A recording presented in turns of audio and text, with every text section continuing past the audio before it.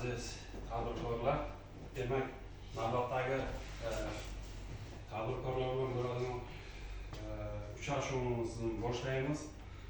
Hozirgi kunda yaratib berilgan imkoniyatlardan keng foydalanish, shu kreditlar olish, tadbirkorlikni rivojlantirish, buni orqasidan demak, aholining daromadini oshirish, yangi ish o'rinlarini yaratish bo'yicha bir qator qulay kreditlar yaratilgan bizning bankimizda.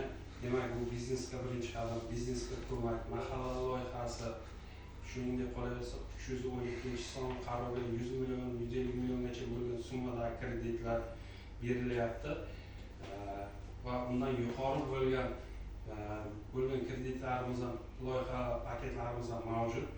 Kimda agar savollar bo'lsa, marhamat. Men Xolbayeva Aziza, Bog'ora mahallasi 17 million kredit olmoqchiman. Hujjatlarni topshirdik. Rahmat. Demak, sizlar hujjatlarni topshirgan bo'lsangiz, demak, biznesga ko'mak qalamda topshirgansiz 17 million so'mlik.